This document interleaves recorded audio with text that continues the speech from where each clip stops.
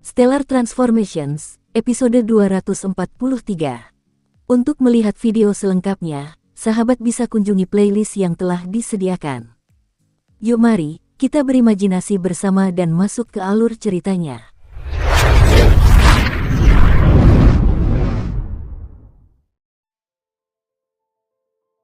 Qin Yu sepenuhnya mengerti Niyang yang menyedihkan itu. Qin Yu menghela napas dalam hati. Jelas sekali bahwa ketiga ahli hebat ini sama sekali tidak mendengarkan dan menuruti Niyang. Para ahli memang memiliki kesombongan khas ahli, ketiga orang ini lebih memilih mati daripada tunduk. Dari suaranya, Ao Wuxu masih cukup bagus. Dia berjanji kepada Niyang dua hal, dia akan melindungi Niyang di saat hidup dan mati dan juga akan mendengarkan satu perintah darinya. Wulan bahkan lebih buruk, dia bahkan tidak mau mendengarkan satu perintah pun dan hanya berjanji untuk melindungi Niyang ketika dia dalam bahaya. Anak muda Qin Yu, Ao Wuxu tiba-tiba menoleh ke arah Qin Yu. Meskipun kau telah menjadi pemimpin Atlas 10.000 binatang, tetapi kekuatanmu jauh lebih lemah daripada kekuatanku. Awalnya aku berniat untuk tidak mendengarkan satu pun perintahmu, namun demi menghormati kakak Wulan, aku akan mendengarkan satu perintah darimu. Kalimat yang sangat arogan ini mengejutkan Qin Yu. Seandainya bukan Niyang, bagaimana mungkin kau bisa memerintahku? Ao Wuxu memandang rendah Qin Yu. Aku hanya akan melindungimu di saat hidup dan mati. Di waktu lain, kau hanya punya satu kesempatan untuk memerintahku. Saat kau naik ke alam ilahi, kau harus mengembalikan kebebasanku. Jika kau menolak itu, maka kau sama saja membunuhku. Dari awal hingga akhir, ekspresi wajah Ao Wuxu ini bahkan tidak berubah sama sekali. Qin Yu tersenyum tipis. Ao Wuxu, Ao Wuming adalah saudaraku dan aku juga menghormatimu. Baik, aku menerima permintaanmu. Wuming adalah saudaramu. Ekspresi Ao Wuxu sedikit berubah saat dia menatap Qin Yu. Qin Yu mengangguk. Ao Wuxu yang awalnya acuh tak acuh terhadap segalanya justru tersenyum tipis. Wuming, bagaimana keadaannya? Kakak Wuming baik-baik saja. Dia telah menjelajahi alam abadi, iblis, dan setan bersama kakak ipar Lian Zhu, jawab Qin Yu. Ao Wuxu mendengar ini dan mengangguk. Dia menarik napas dalam-dalam lalu berjalan menjauh dan tidak lagi repot-repot mengobrol dengan Qin Yu. Qin Yu menatap punggung Ao Wuxu. Ao Wuxu ini memiliki hubungan yang renggang dengan Kaisar Naga dan klan Naga, tetapi tampaknya hubungannya dengan saudara kandungnya sendiri cukup baik. Qin Yu mampu merasakan sikap berbeda yang ditunjukkan Ao Wuxu terhadap Ao Wuming. Qin Yu sama sekali tidak tahu bahwa selama masa kecil Ao Wuxu, hanya Ao Wuming, saudara kandungnya sendiri, yang tidak pernah mendiskriminasinya sedikit pun. Sikap Yeku dan Wulan terhadap Qin Yu justru jauh lebih baik. Qin Yu, kau memiliki bakat dan keberuntungan. Dengan kecepatan kultivasimu, kurasa tidak akan butuh waktu lama bagimu untuk naik ke alam ilahi, kata Wulan sambil tersenyum. Hanya saja, kau harus sangat disiplin pada dirimu sendiri. Jika kau bergantung pada orang lain, maka kemajuanmu pasti akan sangat lambat. Apakah kau mengerti? Qin Yu mengangguk. Bagi para petani, jalan mereka penuh dengan bahaya. Jika seseorang selalu bergantung pada orang lain, bagaimana mungkin mereka bisa mencapai kesuksesan besar? Wulan mengangguk lalu menghibur Qin Yu. Bagus kau mengerti itu. Sejujurnya, aku tidak pernah benar-benar mempertimbangkan Niyang itu. Dengan temperamennya, melewati kesengsaraan ilahi. Ada kemungkinan 50% dia akan gagal. Wulan tampaknya sama sekali tidak peduli dengan Kaisar Abadi Niyang. Yeku yang berdiri di samping berkata dengan bingung, Kakak Wulan, aku ingat dulu, sepertinya kau bahkan tidak mau berbicara dengan Niyang dan sama sekali tidak mendengarkan perintahnya.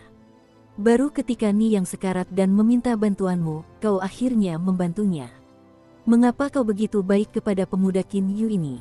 Yeku menatap Qin Yu dari kepala hingga kaki dengan kedua mata harimaunya. Aku juga tidak bisa merasakan apa yang begitu luar biasa dari pemuda Qin Yu ini, kekuatannya bahkan lebih lemah dari Niyang. Mengapa kau begitu baik padanya? Pada saat itu, Ao Wuxu yang berada agak jauh juga menoleh ke arah mereka. Jelas, dia juga bingung tentang hal ini. Wulan tertawa kecil dan menatap Qin Yu.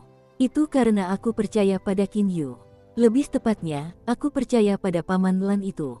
Paman Lan. Qin Yu terkejut. Tuan Wulan, Anda kenal Paman Lan? Wulan tersenyum sambil menggelengkan kepalanya. Tidak, aku sama sekali tidak mengenalnya. Namun, ketika kita berada di alam Niyang, aku pernah melihat boneka. Aku bertanya padamu siapa yang menyempurnakannya dan kau bilang itu Paman Lan, benarkah begitu? Ya, benar. Qin Yu masih mengingat hal-hal di alam Niyang. Pada saat itu, Wulan sebenarnya mampu langsung menyimpulkan bahwa boneka pedang abadi itu bukanlah orang sungguhan dan bahkan bertanya siapa yang membuatnya. Seolah-olah setelah mengetahui hal itu, sikap Wulan terhadap Qin Yu berubah drastis. Kakak Wulan, siapa Paman Lan itu? Tanya Yeku dengan bingung. Kau tidak bisa bertanya, kata Wulan dengan penuh misteri. Qin Yu dapat menyimpulkan bahwa Wulan ini pasti tahu sedikit tentang Paman Lan. Atau mungkin, dia mengetahui beberapa hal tentang Paman Lan dari boneka pedang abadi. Tiba-tiba, Qin Yu teringat suatu hal. Dari mana Wulan berasal? Qin Yu sama sekali tidak mampu menentukan wujud asli Wulan, dan dia juga tidak mengetahui sejarahnya. Wulan segera melanjutkan. Yeku, tubuh asli dinosaurusmu sangat kuat, seperti ini, kau sama seperti Wuxu, teruslah tinggal di atlas 10.000 binatang. Qin Yu dapat memerintahmu sekali dan pada saat hidup dan mati, kau harus melindungi Qin Yu. Ya, kakak, Yeku tampak menuruti perkataan Wulan. Wulan tersenyum dan menatap Qin Yu. Qin Yu, jika Yeku selalu berada di sisimu untuk melindungimu, maka meskipun kekuatanmu meningkat, kamu tidak akan memiliki kekuatan yang ditempa dari pertempuran sesungguhnya dan tidak akan mampu menampilkan kekuatanmu sepenuhnya. Qin Yu langsung mengangguk tanda mengerti. Ia benar-benar memahami poin ini hanya melalui pengalaman ketika Kaisar Yu dan Suetianya mencoba membunuhnya di bintang salju biru, barulah ia berhasil memahami dan menciptakan teknik jari meteor dan teknik domain yang dimiliki oleh para ahli setingkat Kaisar. Kemampuan bertempur Qin Yu, Wuxu, dan Yeku adalah sesuatu yang belum kau pahami. Lebih baik aku yang menjelaskannya kepadamu. Ekspresi Wulan menjadi agak serius. Qin Yu mendengarkan dengan saksama. Kekuatan seseorang jelas bukan sesuatu yang dapat ditentukan hanya berdasarkan levelnya. Wulan berkata perlahan, Wuxu saat ini adalah Kaisar Iblis tingkat 8 dan tubuh aslinya juga merupakan binatang suci super, naga darah. Dalam mode bertarungnya, hanya ada beberapa orang yang dapat melampauinya di seluruh alam abadi, iblis, dan setan. Yang mana? Qin Yu langsung bertanya. Wulan tersenyum. Aku sudah tidak berada di dunia dewa, iblis, dan setan selama bertahun-tahun, jadi aku hanya akan berbicara tentang orang-orang yang kukenal. Kaisar Naga dari klan Naga Alam Iblis, Kaisar Iblis Peng, dan Kaisar Ni dari klan Burung. TL, sedang mempertimbangkan apakah akan tetap menggunakan Peng atau mengubahnya menjadi Rock. Qin Yu tentu saja mengetahui tentang Kaisar Iblis Peng. Klan terbaru dalam klan Burung adalah klan Peng. Kaisar Iblis Peng adalah Kaisar klan Peng dan sekaligus juga Kaisar klan Burung. Kaisar Ni, meskipun kekuatannya sangat dahsyat, Phoenix berasal dari langit dan bumi, dan hanya ada satu Phoenix di seluruh klan Burung. Jadi, berapa banyak orang yang benar-benar mendengarkan perintah dari Kaisar Ni? Lagi pula, Kaisar Iblis Peng memiliki klan Peng yang kuat di belakangnya. Dari alam iblis, sejauh yang kutahu, tidak ada seorang pun. Tentu saja, mungkin juga ada ahli-ahli kuat yang tersembunyi yang tidak kuketahui, kata Wulan sambil tersenyum. Qin Yu mengangguk. Secara kasat mata, ada 3 tokoh besar di alam iblis. Namun, siapa yang tahu apakah ada ahli tersembunyi lainnya?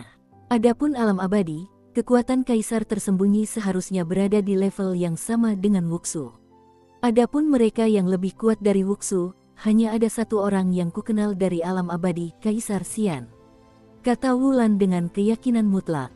Qin Yu sudah siap menghadapi hal itu. Qian Emperor jelas jauh lebih kuat daripada kekuatan yang ditunjukkannya. Adapun alam bintang kegelapan, 3 penguasa agung tidak akan lebih lemah dari Wuxu. Ucap Wulan dengan tenang. Qin Yu terkejut. 3 penguasa agung alam bintang kegelapan benar-benar menakutkan. Dulu, ketika ia berada di Teluk Bulan Sabit, Kaisar Xian dan kawan-kawan bahkan mengatakan bahwa kepala dari 3 penguasa agung alam bintang kegelapan, mantan penguasa hukuman emas, adalah kakak laki-laki mereka dulu. Selain beberapa ahli tersembunyi, orang-orang lainnya, misalnya Kaisar Yu, Kaisar Mistik, Kaisar Iblis Darah, dan mereka jelas bukan tandingan Wuxu, kata Wulan dengan acuh tak acuh. Dari ucapan Wulan, Qin Yu mengetahui satu hal. Wulan tidak mengetahui keberadaan nenek Yin Hua. Kau pasti tahu tentang kekuatan Wuxu, kan? Selain beberapa ahli dari alam abadi, iblis, dan setan, tidak banyak orang lain yang bisa menandinginya, kata Wulan sambil tersenyum. Adapun Yeku, kekuatannya hampir setara dengan Kaisar Yu. Qin Yu mampu membuat hierarki kekuatan yang jelas antara Ao Wuxu dan Yeku. Hanya setelah mengetahui seberapa kuat mereka sebenarnya, barulah dia bisa menggunakan perintah tunggal yang dimilikinya atas mereka dengan lebih baik. Benar, kau harus berhati-hati jika Kaisar Yu dan Kaisar Mistik bergabung, kata Wulan tiba-tiba. Mereka berdua adalah Kaisar Abadi tingkat 8, namun, begitu mereka bergabung, mereka tidak hanya mampu menandingi Kaisar Abadi tingkat 9, yang terpenting adalah senjata ilahi mereka dapat bergabung menjadi satu dan berubah menjadi senjata ilahi tingkat tinggi. Kurasa bahkan Wuxu pun tidak akan mampu menghadapinya. Seolah-olah dia sedang mengingat kembali kenangan dari masa lalu, jelas terlihat bahwa Wulan mengetahui tentang kekuatan serangan Kaisar Yu dan Kaisar Mistik. Saya mengerti. Qin Yu mengangguk. Meskipun Kaisar Yu dan Kaisar Mistik yang bersatu tidak dapat berbuat apapun terhadap alam Jianglan, namun kekuatan serangan keduanya tetap tidak bisa diremehkan. Ao Wuxu yang berdiri agak jauh tiba-tiba bersuara. Anak muda Qin Yu, di mana ini? Baru sekarang Ao Wuxu menyadari bahwa tempat ini berbeda. Di alam abadi, iblis, dan setan, tidak ada satupun planet yang memiliki luas daratan seluas alam Jianglan. Hamparan tanah yang tak terbatas, siapapun akan merasa asing. Anak muda Qin Yu, di seluruh alam abadi, iblis, dan setan, tidak ada tempat dengan wilayah seluas ini. Bahkan kesadaran iblisku pun tidak mampu menentukan batasnya, kata Ao Wuxu dengan takjub. Kesadaran iblis Kaisar Iblis tingkat 8 tentu mampu meliputi seluruh planet. Jumlah energi roh elemen di sini juga sangat padat. Wulan juga terkejut. Qin Yu mulai tersenyum. Ini adalah bagian dalam alam Jianglan. Alam Jianglan. Wulan, Yeku dan Ao Wuxu memandang ke arah Qin Yu.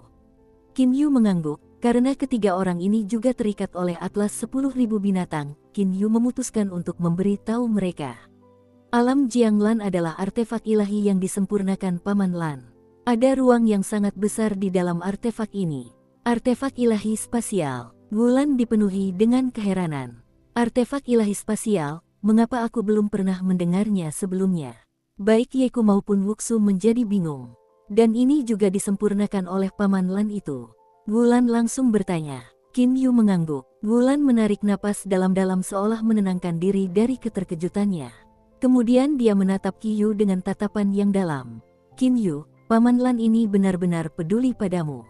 Paman Lan memang sangat baik padaku, kata Qin Yu sambil menghela napas. Ia teringat kembali kenangan masa-masa di alam fana ketika ia bersama Paman Lan dan Lier. Baru setelah sekian lama Qin Yu tersadar dari lamunannya. Tuan Wulan, ada satu hal lagi yang belum saya sampaikan. Saya yakin kalian semua akan memahaminya di masa mendatang. Kecepatan aliran waktu di alam Jianglan berbeda dengan dunia luar. 10 tahun di sini hanya setara dengan 1 tahun di luar. 10 tahun di sini sama dengan 1 tahun di luar. Yeku tercengang. Ao Wuxu juga berjalan mendekat, wajahnya dipenuhi keterkejutan. Bukankah itu agak terlalu fantastis? Kata Yeku, dia merasa hal itu sulit dipercaya. Waktu adalah eksistensi teoretis. Bahwa aliran waktu berbeda di kedua ruang tersebut, itu benar-benar sangat fantastis. Tuan Wulan, ada apa? Qin Yu menatap Wulan dengan bingung.